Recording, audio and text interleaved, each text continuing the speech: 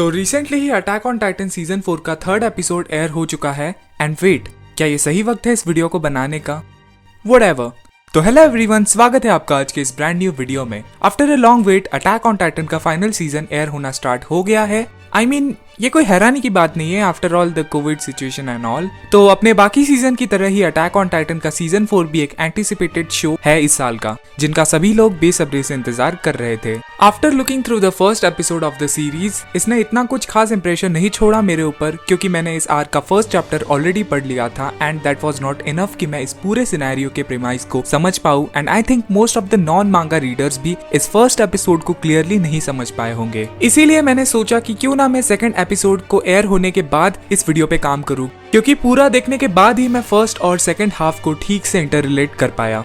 तो अगर मैं बात करूं इस वीडियो के लेट आने की, तो मेरा लास्ट वीक बहुत ही बिजी रहा, ट्रैवल, असाइनमेंट, ये वो एटसेट्रा, एंड पता ही नहीं चला कि एपिसोड 3 भी आ चुका है। And making a video based on the first 3 episode of the season, ये भी एक बेटर सेंस बनता है। तो आगे बढ़ने से पहले मैं बताना चाहूंगा कि ये वीडियो बिल्कुल ही स्पॉइलर फ्री है। इसमें मैं किसी भी तरह के स्पॉइलर को नहीं बताऊंगा और ना ही मैं सुनना चाहूंगा। तो प्लीज किसी तरह का स्पॉइलर कमेंट ना करें, क्योंकि आपकी मेहनत को डिलीट करने में मेरा इतना सा भी वक्त नहीं जाएगा। So without any further talks, let's talk about the final season of the legendary attack on Titan. तो ज्यादा दूर नहीं, कुछ ही महीने पहले की बात है जब अटैक ऑन टाइटन सीजन 4 का ट्रेलर आ चुका था, जिसने सभी को हैरान कर दिया था। और साथ ही काफी सारे हार्डकोर फैंस इस बात से अपसेट भी थे कि जो ये सीजन 4 आने वाला है वो अटैक ऑन टाइटन का रेगुलर वाला स्टूडियो नहीं, बल्कि स्टूडियो मापा एनिमेट करने वाला है। अब देखो, दिक्कत स्टूडियो में नहीं आती, दिक्कत प्रोडक्शन में आती है, और जो overall work inside the house होता है वो चीज लोगों के मन में डाउट क्रिएट करती है।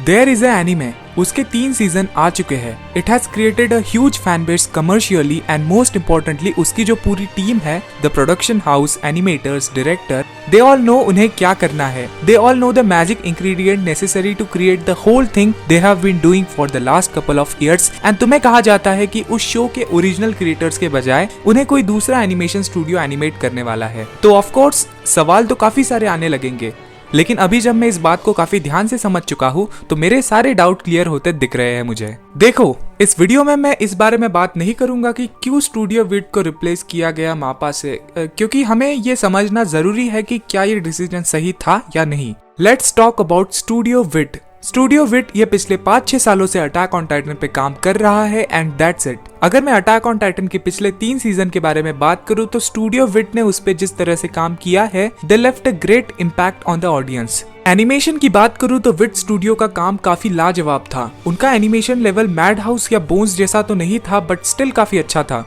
वैसे हमें ये नहीं भूलना चाहिए कि भले ही हम एनिमे सक्सेसफुल होने का क्रेडिट विड स्टूडियो को देते हैं, पर जिस मांगा का एनिमेशन हो रहा है उसे भी हमें कंसिडर जरूर करना चाहिए।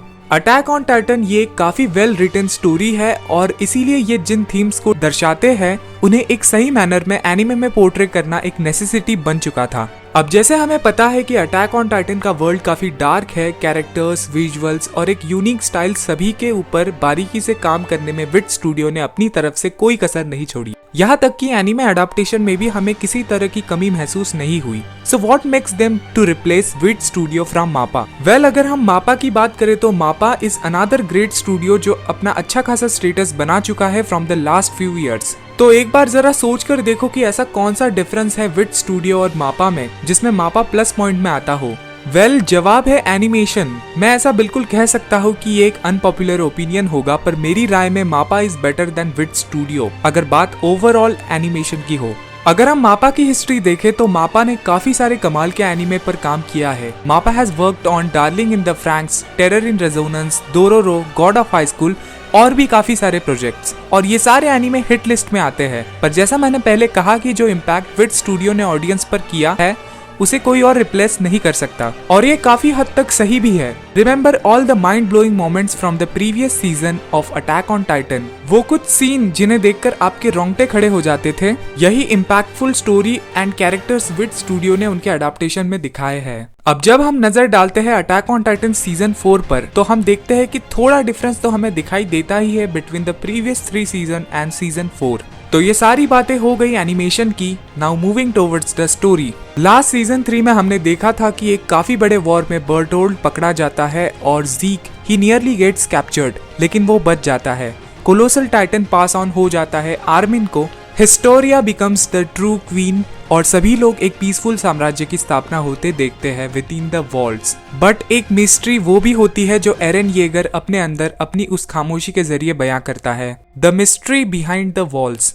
सीजन 3 की एंडिंग में हमने देखा था कि एरन बाकी लोगों की तरह समंदर को देखकर खुश नहीं होता, क्योंकि वो जानता है कि समंदर के बियॉन्ड की दुनिया कितनी बड़ी और डरावनी है। इसी मोमेंट में ये डिसाइड हो जाता है कि सीजन 4 ये फोकस करेगा टोटली एरन येगर और उसकी एक्शंस पर, जिसके मोटिव्स पॉजिटिव या निगेटिव होंगे ये हमें आगे पता ही चलेगा। Now in the first episode हमें दिखाया जाता है मार्ली के वॉरियर्स को, जो कि एल्डियंस और मार्लियंस दोनों होते हैं। मार्लियंस को हायरार्ची में एल्डियंस से सुपीरियर और प्योर ब्लडेड माना जाता है एंड एल्डियंस आर कंसीडर्ड लो और वो लोग जो डीमन का ब्लड कैरी करते हैं। मार्लियंस और एल्डियंस ये एक वॉर के बीच में दिखाए हैं। ये वॉर था मार्लियंस और मिड एलिड फोर्सेस के बीच में, जिन्होंने मार्ली के शिगांशिना डिस्ट्रिक्ट के वॉर की हार के बाद उन पर वॉर डिक्लेयर कर दिया। हमें राइनर और जीक भी दिखाए हैं और साथ ही वो सारे बच्चे दिखाए हैं जो होने वाले थे next inheritors of the titans. And हम देखते हैं कि एक काफी जोरदार जंग होती है जिसमें मिड एलिड फोर्सेस हार जाती है। इस पूरे बैटल के दौरान कुछ चीजें मुझे वर्ल्ड वॉर 2 की याद दिलाती है, लाइक दैट एयरबॉर्न अटैक जो वर्ल्ड वॉर 2 के फुटेज में भी कैप्चर हुआ है।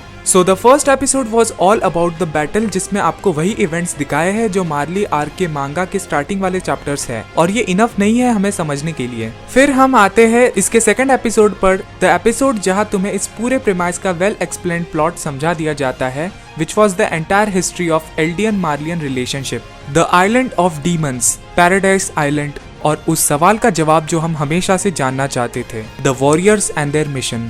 वही मिशन जिसने शिगांशिना डिस्ट्रिक्ट की सबसे बड़ी ट्रेजेडी को अंजाम दिया था। जब हमें ये सारी बातें समझ में आती है तब ये पूरा प्लॉट सेंस बनाने लगता है। एल्डियंस एक ऐसी रेस जो डीमन ब्लड को कैरी करती है। After the great Titan war, king Fritz founding titans की पावर को चुराकर यमीर के सब्जेक्ट्स यानी एल्डियंस को लेकर पैराडाइज आइलैंड पर आइसोलेट कर देता है आउटर वर्ल्ड से, और इसका सीधा इम्पैक्ट पड़ता है एल्डियंस फ्रॉम आउटर वर्ल्ड्स इन लोगों पर। दे वेर डिस्क्रिमिनेटेड और उनका वजूद मार्ली के लिए एक थ्रेट माना जाता था।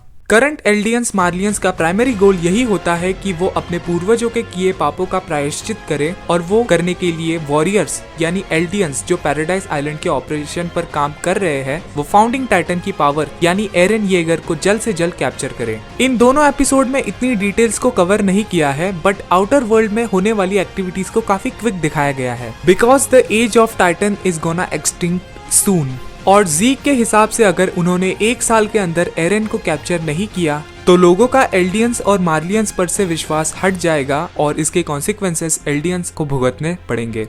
जीक जो ग्रीशा येगर का पहला बेटा है, अपने ग्रैंड पेरेंट्स के साथ रहता है। अपने पिता की बगावत के खिलाफ जीक के आइडियल्स बिल्कुल ही अलग थे। वो भी चाहता था कि एल्डियंस पीसफुली रहे, बट उसके तौर तरीके उसके पिता और एरन की सोच से बिल्कुल अलग थे। अगर हम बात करें राइनर की, तो उसके कैरेक्टर में बिल्कुल बदलाव नहीं आया है। He was guilty about his every actions. He hated everyone inside the walls. उसकी नजर में उसका मिशन सबसे इम्पोर्टेंट होता है। वो अपने लोगों के ऑनर के लिए लड़ाई लड़ रहा है। एपिसोड 3 में राइनर, एनी और बर्टोल्ड के पास के बारे में फोकस किया है और हमें उसके कैरेक्टर्स के बारे में काफी बातें पता चली है। एंड इन दोनों एपिसोड के बीच में एक ऐसे कैरेक्टर को इंक्लूड किया है जिसे अगर आप जानते हैं तो बधाई हो, यू आर जीनियस।